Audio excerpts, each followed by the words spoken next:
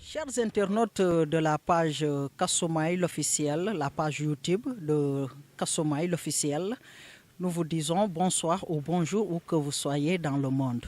Donc, à l'occasion de la célébration de la fête de l'Assomption, nous avons jugé nécessaire d'aller à la rencontre des responsables de l'église ici dans la commune de Ziguinchor, avec qui on va discuter de l'origine de cette fête.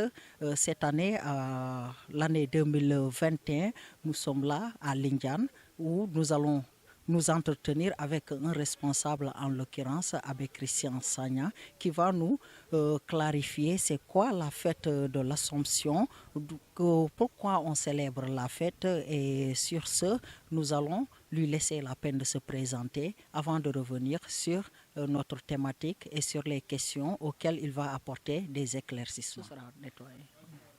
Okay. Bonsoir Abbé. Bonsoir. Donc, présentez-vous à nos internautes qui nous suivent présentement sur Kassomaïl l'officiel. Alors, je suis l'abbé Christian Gérard Sagna. Je suis le curé de la paroisse Saint-Augustin de Lindiane, dans le doyenné de Ziguinchor et dans le diocèse de Ziguinchor. Je suis prêtre depuis bientôt plus de 27 ans et j'ai été pendant longtemps recteur du Grand Séminaire, directeur du Séminaire Saint-Jean, curé de la paroisse Notre-Dame des Pauvres de Lindiane, chancelier diocésain, professeur au Grand Séminaire, responsable de l'Université catholique de l'Afrique de l'Ouest au Sénégal. Voilà un peu mes fonctions et puis les différents ministères que j'ai exercés dans le diocèse de Ziguinchor et au Sénégal. Donc je disais que vous avez un très riche parcours, d'où la nécessité de vous rencontrer aujourd'hui pour parler de l'origine et signification de la fête de l'Assomption de la Vierge Marie. Et sur ce, on va vous poser la question, d'où vient la fête de l'Assomption? La fête de l'Assomption a une origine orientale. Orientale dans le sens que c'est dans la partie orientale de l'Église, donc entre Jérusalem et Constantinople, donc qu'on va avoir les premiers signes de cette fête qui est une dévotion à la Vierge Marie. La fête de l'Assomption est née à Jérusalem, c'est d'abord ça qu'il faut dire. Or, Jérusalem est un grand centre religieux à l'époque du Christ. Mais il est difficile de savoir exactement à quelle époque nous avons la naissance de cette fête. L'origine de la fête de la 15 août tient à la consécration à cette date par un évêque au 5e siècle, l'évêque Juvénal, 422-458, d'une église. C'est une consécration d'abord d'une église à la Vierge Marie, dans une ville qui s'appelle Katisma, et on pense que c'est là où la Vierge Marie aurait habité, donc en Palestine. Et cet évêque, donc l'évêque Juvénal, avait construit une église consacrée à la Vierge Marie. Beaucoup plus tard, et cette église donc était là, et on avait supposé que c'était le lieu où la Vierge Marie avait grandi avec l'enfant Jésus dans sa famille qu'elle avait fondée avec Joseph. Mais probablement, l'origine de cette fête est liée à la consécration d'une autre église à Gethsémani, à côté de Jérusalem. Gethsémani, pour tous les catholiques, vous savez, c'est le lieu où Jésus a été donc mis en croix. Et cette fête a son origine vers le 6e siècle après Jésus-Christ, comme l'affirment beaucoup de traditions autour de la Vierge Marie. Quoi qu'il en soit, la fête fut étendue à tout l'Empire. N'oubliez pas qu'à cette époque, nous sommes dans l'Empire romain, à tout l'Empire par l'empereur Maurice, né au 6e siècle, entre 582 et 602, sous un nom que les orientaux ont, disons, inventé pour désigner ce mystère de l'élévation de Marie, donc que Marie, un peu comme son fils Jésus, après sa mort, n'a pas connu la corruption de son corps. Cette fête en Orient s'appelle la fête de la Dormition de la Vierge Marie. Et cette fête a toujours été célébrée le 15 août. Dès son origine, c'était le 15 août. Mais il y a des raisons pour lesquelles cette fête est célébrée le 15 août. En Orient, il y a ce que l'on appelle, même jusqu'à aujourd'hui, ça existe dans l'Église catholique, à savoir un calendrier liturgique. Et le calendrier liturgique d'Orient commençait le 8 septembre de chaque année pour se terminer le 15 août de l'année suivante. Est-ce que vous voyez? Ça ne fait pas, oui, ça fait donc pratiquement un an, de septembre de l'année précédente au mois d'août de l'année suivante. Ce qui fait que l'année liturgique en Orient commençait le 8 septembre. Et le 8 septembre, c'était la fête de la naissance de Marie. Beaucoup plus tard, à la clôture de l'année liturgique, le 15 août, l'Église d'Orient fêtait le retour de Marie à Dieu. C'est ça que l'on appelle la fête de la Dormition. Et que, donc, en Orient, cette fête s'appelle fête de la Dormition. En Occident, on adoptera un autre vocable, à savoir la fête de l'Assomption. Et donc, la fête de l'année liturgique en Orient se clôturait par cette fête de 15 août, qui était une fête en l'honneur de la Vierge Marie et sous le patronage de Marie. Voilà un peu l'origine donc de la fête de 15 août. C'est une fête qui vient clôturer une année liturgique en Orient. Initialement, c'était tout simplement faire honneur à la Vierge Marie en consacrant deux églises, une qu'on suppose dans un village à côté de Nazareth, consacrée à la Vierge Marie, donc c'était une église sous le patronage de Marie. Et une seconde à Gethsémani, qui était consacrée et dédiée également à la Vierge Marie. Ça, c'est les débuts des dévotions autour de cette figure exceptionnelle de la vie de foi de l'Église, à savoir que Marie occupe dans la vie de l'Église une place de choix, étant désignée comme la mère du Sauveur. Si elle a été intimement liée au Christ, intimement liée à sa vie, donc Marie bénéficie des grâces de la résurrection donc de son fils et est associée à la vie de son fils. Tout à l'heure, j'y reviendrai dans une explication beaucoup plus profonde dans le lien entre l'Assomption et l'ascension de notre Seigneur Jésus-Christ. Mais retenez que l'Assomption comme fête n'était rien d'autre qu'une dernière fête en l'honneur de la Vierge Marie dans le calendrier liturgique donc des communautés catholiques d'Orient. Voilà. Dans ce cas, que fait-on à l'Assomption?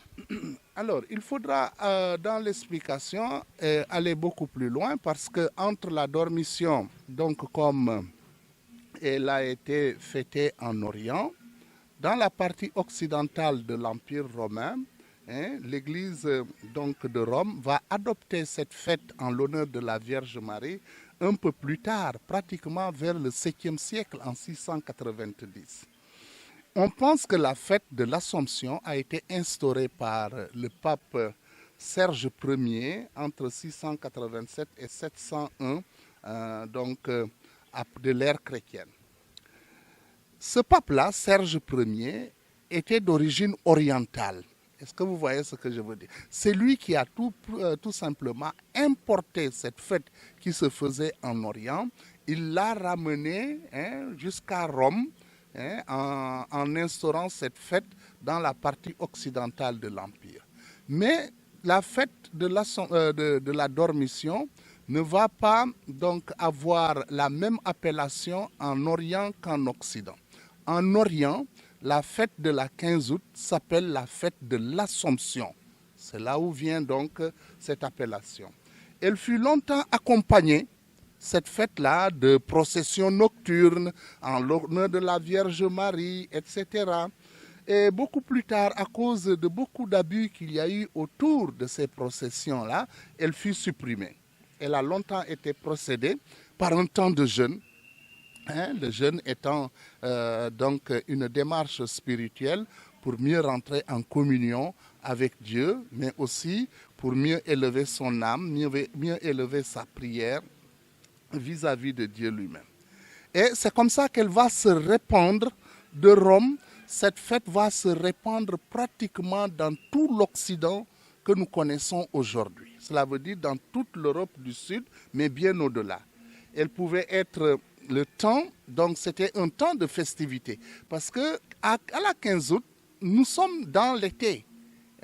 Nous sommes en été.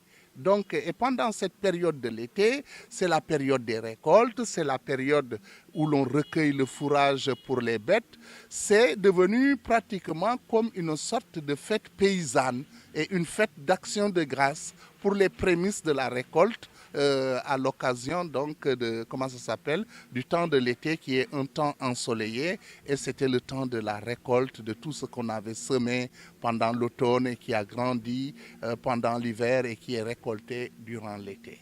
Donc c'est une fête plus ou moins, comme on dirait aujourd'hui en Occident, une fête de la moisson, mais une action de grâce en l'honneur de la Vierge Marie. Voilà. Et que peut-on retenir de l'Assomption de Marie dans le sillage de l'Ascension du Christ? Alors, avant de parler de l'Ascension, il faut peut-être approfondir le sens de l'Assomption. L'Assomption, c'est quoi exactement? Malgré une certaine discrétion, parce qu'on ne voit pas des notes concernant la montée de Marie au ciel dans les évangiles. Les premiers chrétiens, cependant, ont tout de suite vu en cette femme une figure exceptionnelle de l'Église. Donc voilà, s'ils ont vu une figure en Marie, une figure exceptionnelle de l'Église, ça devient une dévotion à la Vierge Marie. Et ils ont voulu à un certain moment non seulement l'honorer, mais la célébrer beaucoup plus dignement. C'est ainsi que cette fête donc, de l'Ascension a été plus ou moins une grande fête de commémoration, de dévotion autour de la figure de Marie. C'est comme ça qu'ils exprimaient en même temps leur croyance. Mais cette fête de l'Assomption nous renvoie en profondeur à un lien entre la résurrection du Christ et sa montée au ciel à travers l'Ascension. Et par rapprochement, Marie, qui est la mère du Christ également, après sa mort, son corps n'a pas connu la corruption, un peu à l'image de la résurrection de son fils après 3 jours où il est mort, il a été mis au tombeau, il est ressuscité et il est monté après 40 jours, il est monté au ciel. On dit, donc, c'est la même, il y a une sorte de parallélisme entre le fils et la mère, et on dit que le corps de Marie a été élevé au ciel. Bon, il va y avoir des apparitions de Lourdes qui vont contribuer à une meilleure compréhension de cette fête lorsque Marie, apparaissant à Sainte Bernadette, se déclare comme l'Immaculée Conception. C'est ainsi qu'en 1950, le pape Pie XII proclame la définition. Ça va devenir un dogme.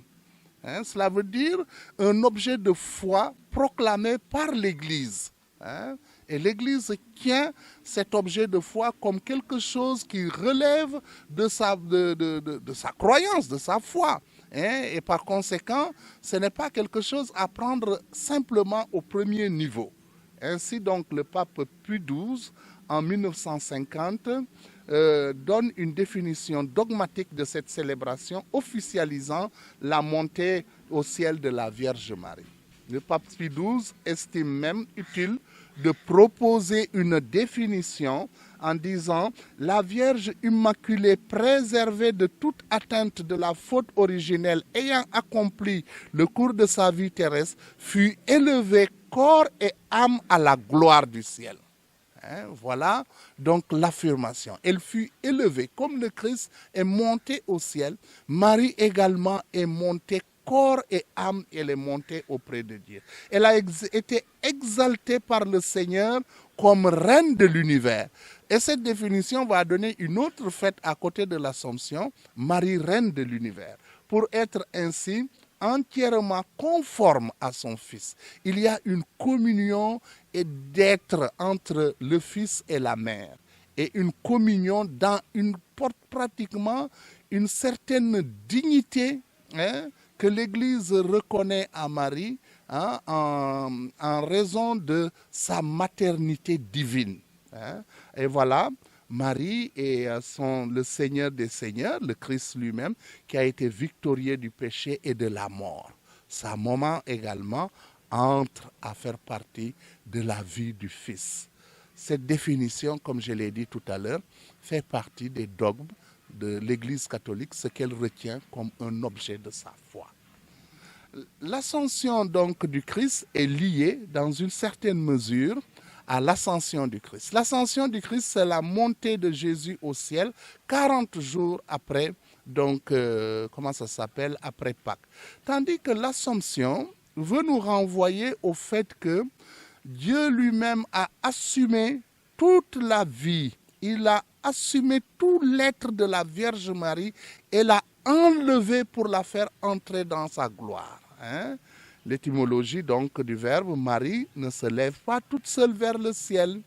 C'est Dieu qui fait le choix de l'assumer. Cela veut dire de la prendre corps et âme en la réunissant à son Fils sans attendre la résurrection finale. Sans attendre, la résurrection finale, tant elle a su s'unir corps et âme à lui dès sa vie terrestre. Donc c'est un mystère. Marie a été préservée du péché. Elle a été prédestinée donc pour être la mère de Dieu. Hein, et c'est en cela également qu'elle entre à faire partie de la vie de son Fils. Dans le sillage donc de l'Ascension, pour nous, en tant que chrétiens, en tant que catholiques, Marie inaugure le destin ouvert aux hommes par la résurrection de son Fils et anticipe ce qui adviendra, ce qui deviendra la condition des sauvés à la fin des temps. C'est en cela que Marie est l'image de l'Église. Hein? Elle est l'image de notre salut à venir. C'est comme elle, nous aussi, un jour, après avoir traversé la mort, nous rentrerons à faire partie donc de la victoire du Christ sur le péché et sur la mort, et nous entrerons dans la gloire de Dieu. C'est ce que Marie vient faire par anticipation. Et l'Église, c'est pourquoi elle est l'image de l'Église à venir. Et donc, une dernière intervention en français. Où fêter l'Assomption? L'Assomption se fête de plusieurs manières. Elle est célébrée d'abord dans le monde entier. Hein? C'est parmi une des fêtes les plus importantes de la vie de foi de l'Église. Hein? Et par exemple, dans notre pays, au Sénégal, l'Assomption pour la communauté chrétienne est une fête assez importante. C'est un moment de réjouissance, un moment de communion, un moment donc de festivité, un moment de retrouvailles dans les villages, dans les villes, au niveau donc des communautés paroissiales, dans les sanctuaires, dans les familles. Et on prie la Vierge Marie. Et c'est une femme toute simple, elle est la mère de Dieu à qui on peut se confier. Alors l'Église, cela veut dire l'ensemble des fidèles, l'a pris à cette occasion de la fête de la 15 août.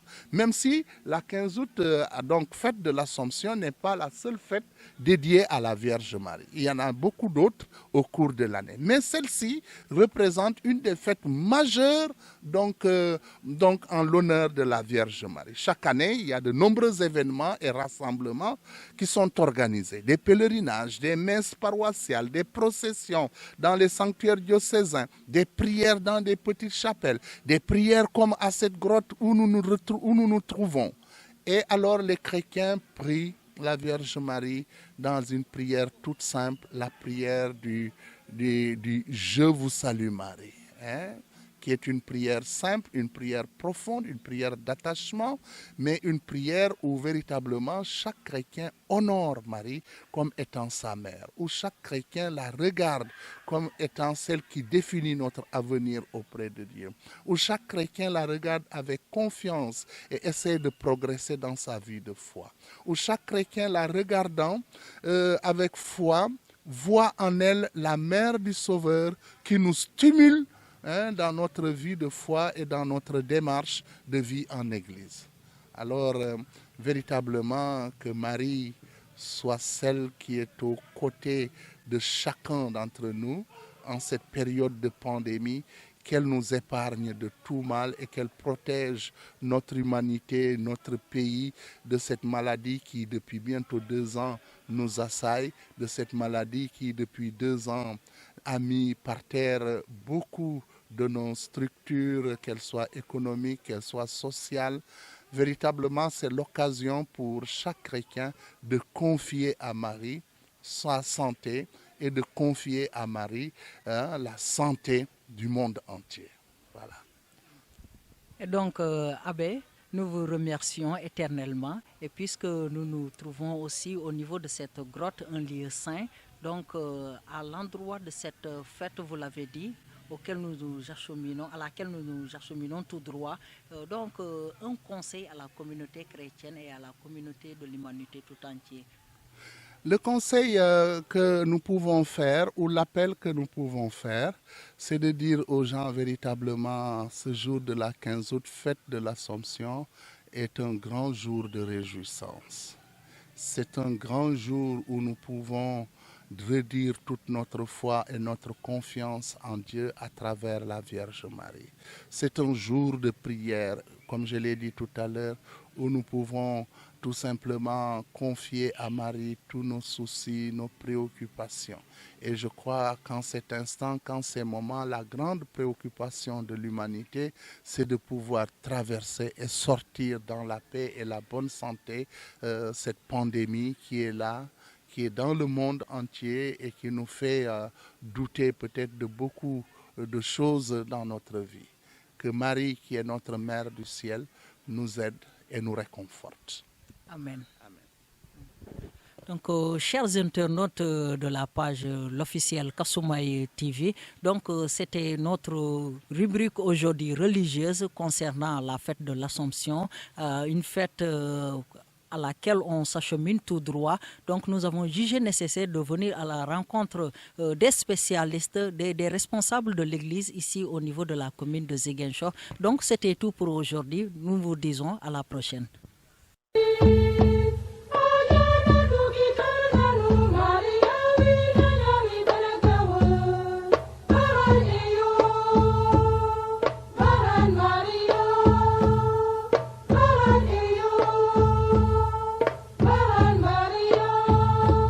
Maria Catarina.